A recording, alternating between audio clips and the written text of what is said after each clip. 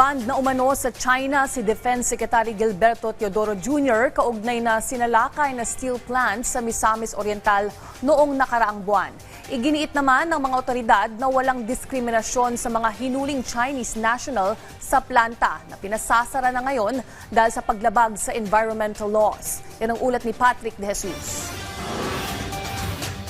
Pagsugpo sa isa sa mga banta sa pambansang seguridad, ganito inilarawan ni Defense Secretary Gilberto Teodoro Jr. ang sinalakay na pagawaan ng umano'y substandard na bakal noong nakaraang buwan sa Misamis Oriental na nagpositibo rin sa radioactive materials.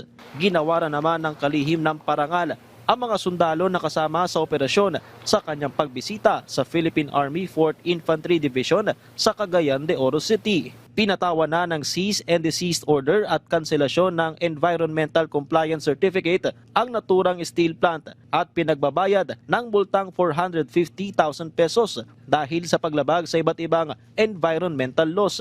Muli namang iginiit ng mga otoridad na walang diskriminasyon sa paghuli sa 69 na Chinese nationals na naabutan noon sa planta. This operation is beyond geopolitics. It is not about nationality or politics. It is about the sovereign right of the Philippines to enforce Philippine law and Philippine soil. Let us remember, to this day, Sanja remains an open crime scene.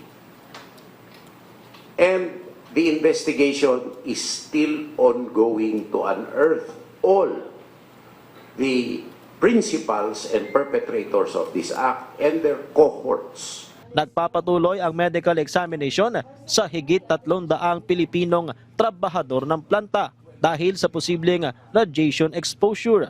Ipinaabot na rin ang cash assistance at alok na skills training para kaagad silang makahanap ng bagong trabaho. Ngunit binigyan diin ni Teodoro na dapat ibigay ng kumpanya sa mga naapektuhang Pilipinong manggagawa ang tamang bayad at benepisyo.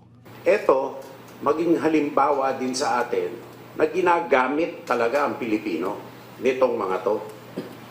Dahil uunahin nila yung sarili nila, tapos yung na-expose na mga workers, hindi nila inalagaan. Dahil sa sinalakay na steel plant, banned na umano sa China si Teodoro at ang kanyang pamilya.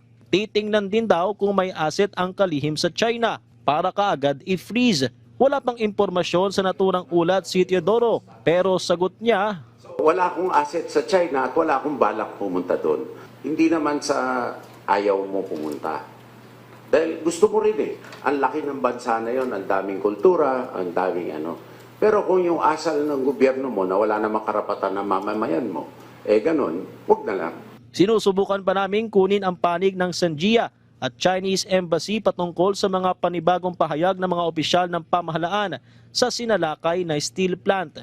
Mula Cagayan de Oro City, Patrick De Jesus para sa Pambansang TV sa Bagong Pilipinas.